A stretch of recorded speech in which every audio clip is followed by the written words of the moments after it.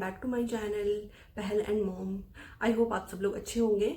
सो आज की वीडियो का टॉपिक है ब्लीडिंग इन प्रेगनेंसी। सो आज मैं शेयर करूंगी अपना एक्सपीरियंस जब मुझे प्रेगनेंसी में ब्लीडिंग हुई थी, मैंने उसको कैसे हैंडल किया था और क्या क्या प्रिकॉशंस लिए थे और आपको क्या करना चाहिए उस दौरान। तो वो सब चीज़ें मैं आप लोगों के साथ शेयर करूंगी। फर्स्ट है कि ब्लीडिंग क्यों होती है प्रेगनेंसी में। So according to doctor, during the pregnancy 20 to 30% जो लेडीज होती है उनको ब्लीडिंग होती ही है in first trimester. Most of the ladies को फर्स्ट ट्राइमेस्टर में ब्लीडिंग होती है। कुछ लेडीज को फर्दर ट्राइमेस्टर्स में भी ब्लीडिंग होने के चांसेस रहते हैं, बट मोस्ट ऑफ द जो लेडीज होती हैं उनको फर्स्ट ट्राइमेस्टर में ही ब्लीडिंग होती है।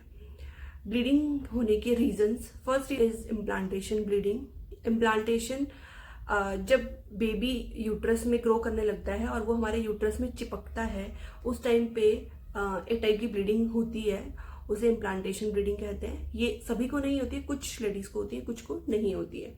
सेकेंड वन इज की खराब प्रेगनेंसी। अगर आपका जो अंदर बेबी है वो उसमें कोई भी प्रॉब्लम है, वो बेबी सही नहीं है, वो प्रेगनेंसी सही नहीं है, तो ये नेचर का एक रूल होता है कि वो उसे डिसकंटिन्यू कर देता है, वो खुद से ही उसे डिसकंटिन्यू कर देता है। तो उस केस में भी आपको ब्लीडिंग होना स्टार्ट हो जाती है।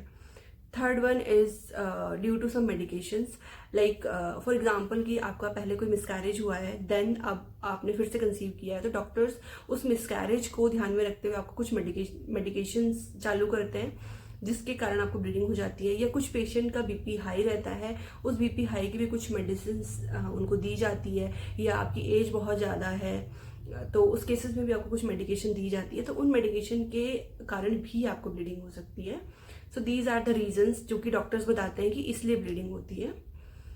Then now I will tell you कि मुझे कब ब्लीडिंग हुई थी और उसका क्या रीज़न था और हमने उसके लिए क्या क्या प्रिकॉशंस लिए थे। तो मुझे कब ब्लीडिंग हुई थी, मुझे फर्स्ट ट्राइमेस्टर में ही ब्लीडिंग हुई थी। सेकंड मंथ कंप्लीट होने के बाद थर्ड मंथ की स्टार्टिंग में मुझे ब्लीडिंग होना स्टार्ट हुई थी। जिस दिन मुझे ब्लीडिंग हुई थी उससे एक दिन पहले मुझे पेट में काफ़ी तेज पेन हुआ 10-15 मिनट के लिए, तो मैंने उसको अवॉइड किया। मुझे लगा कि कोई एसिडिटी पेन है और समथिंग एल्स, क्योंकि मेरी फर्स्ट प्रेगनेंसी थी तो मुझे नहीं पता चल पाया कि ये पेन क्यों हो रहा है। बट वो पेन एक अबनॉर्मल सा पेन था, मतलब कुछ ऐसा लग रहा था कुछ घूम रहा है पेट में, कुछ चुभ रहा है, तो मैं उसको जस्टिफाई नहीं कर पाई कि किस तरह का पेन है। Then I ignored it properly. Then next day मुझे ब्लीडिंग स्टार्ट हो गई। तो ब्लीडिंग स्टार्ट होने के बाद हम उसी टाइम डॉक्टर के पास गए। देन डॉक्टर ने कुछ इंजेक्शंस दिए एंड मेडिसिन स्टार्ट करी। तो बहुत रात का समय था, तो रात के टाइम पे डॉक्टर्स अवेलेबल नहीं थे। जो भी ड्यूटी डॉक्टर थे उन्होंने ही कुछ इंजेक्शंस एंड मेडिकेशन मेरी डॉक्टर से बात करके मुझे स्टार्ट कर दिए थे।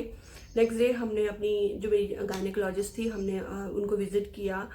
देन उन्होंने मुझसे कहा कि हमें एक अल्ट्रासाउंड कराना चाहिए, देन वो चेक करेंगी बेबी इज़ ओके और नॉट। सो उसके बाद हमने अल्ट्रासाउंड का अपॉइंटमेंट लिया। देन हमने अल्ट्रासाउंड करवाया। अल्ट्रासाउंड करवाने की जो मेरी रेडियोलॉजिस्ट थी, she was very very good and उन्होंने मुझसे कहा कि your baby is fine and this bleeding is absolutely normal. ये कुछ लेडीज़ को इंटरनल हो जाती है, उनको एक्सटर्नल नहीं होती है, तो हम उन लोगों को पता नहीं चल पाता है। वो हमें अल्ट्रासाउंड में पता चलता है कि इनको ब्लीडिंग हुई है। आपको भी ब्लीडिंग हुई है बट आपको एक्सटर्नल भी हुई है, इसलिए आपको पता चल गया कि आपको ब्लीडिंग हुई है। सो उन्होंने कहा कि इट्स ओके, आपको डरने की ज़रूरत नहीं है। अल्ट्रासाउंड हमने अपनी डॉक्टर को दिखाया। देन एज पर डॉक्टर्स जो होते हैं वो हमें काफ़ी बोलते हैं ना कि काफ़ी प्रिकॉशंस लेने चाहिए और थोड़ा सा हमें डरा भी देते हैं कभी कभी। तो उन्होंने हमसे कहा कि ठीक है, अभी बेबी आपका ओके है, देयर इज़ नो प्रॉब्लम।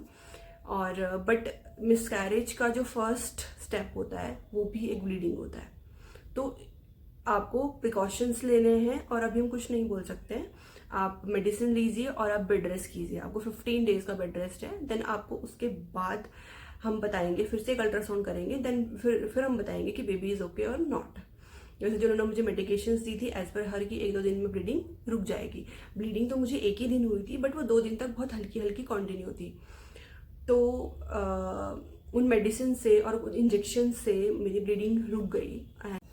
तो डॉक्टर ने मुझे 15 डेज़ का बेड रेस्ट बोला। देन मैं 15 डेज़ तक बेड रेस्ट पर थी।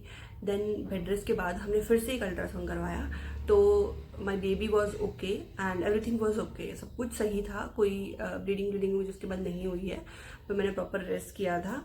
सो जब भी हमें ब्लीडिंग हो तो हमें क्या करना चाहिए, क्योंकि मैंने क्या किया था, मैं थोड़ा परेशान हो गई थी क्योंकि मुझे कहीं से कुछ कंटेंट नहीं मिल रहा था जिससे मुझे पता चल सके कि हाँ ये चीज़ें नॉर्मल होती है, या फैमिली में कभी किसी को हुआ हो और उन्होंने मुझे बताया हो कि हाँ ये ऐसा होता है और ये नॉर्मल होता है, मुझे नहीं पता था।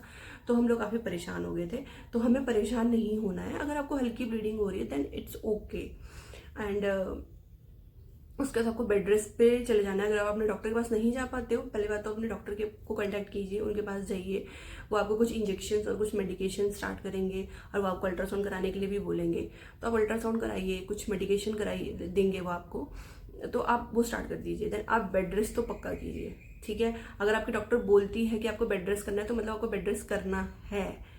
ऐसा नहीं कि डॉक्टर तो ऐसे ही बोलते हैं बेड रेस्ट करने के लिए, खड़े खड़े से खाना ही तो बनाना है, चलो खाना बना देती हूँ, नहीं, ये सब भी नहीं करना है, क्योंकि इससे भी फिर आपको दोबारा से ब्लीडिंग स्टार्ट हो जाएगी और आपको बार बार ब्लीडिंग होगी तो आपको और ज़्यादा प्रॉब्लम हो सकती है।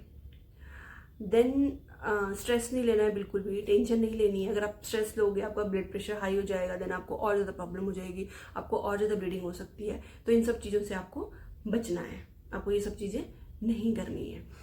एंड हमें एक जो रिस्क होता है, जो रिस्क फैक्टर होता है, रिस्क फैक्टर एक ये होता है कि अगर आपको पेन भी हो रहा है और पेन के साथ आपको ब्लीडिंग हो रही है then it could be risky. So आपको इस केस में इमिडिएटली आपको अपने डॉक्टर के पास जाना है और आपको दिखाना है कि मुझे ऐसा हो रहा है, राइट।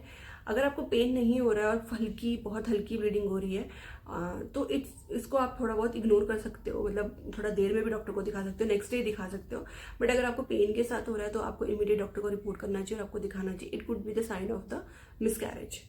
सो ये थी मेरी स्टोरी कि मुझे भी प्रेगनेंसी में ब्लीडिंग हुई थी एंड मैंने सारे प्रिकॉशंस लिए थे जो मुझे मेरे डॉक्टर ने बोला। उन्होंने मुझे वीकली 2 इंजेक्शंस लगवाने के लिए भी बोला था, मैंने वो 2 इंजेक्शंस भी लगवाए, मैंने मेडिसिन भी ली एंड उन्होंने मुझे बेड रेस्ट सजेस्ट किया था, तो मैंने प्रॉपर बेड रेस्ट किया 15 डेज तक। मैंने कुछ भी काम नहीं किया, मैं ना मैं ज़्यादा तक खड़ी होती थी, ओनली सिर्फ आपको वॉशरूम तक जाने अलाउड होता है, आप वॉशरूम तक जाइए, देन आके आप दोबारा बेड पे लेट जाइए, ठीक है। तो ये सब प्रिकॉशंस मैंने लिए थे अपनी प्रेगनेंसी में और मुझे बेनिफिट मिला इन सब चीज़ों से। मेरी बेबी हेल्दी हुई है, हेल्दी पैदा हुई है, कोई प्रॉब्लम नहीं हुई उसके बाद ब्लीडिंग से रिलेटेड। सो आप भी इन सब चीज़ों को ध्यान में रख सकते हो। कभी आप लोगों के साथ इस टाइप की कोई प्रॉब्लम हो जाए तो आप जो मेरे सजेशंस हैं उनको कंसिडर कर सकते हो। I hope you all like the video, and if you like the video please do like, share and subscribe my channel. Thank you so much. मिलते हैं नेक्स्ट वीडियो में। Bye bye.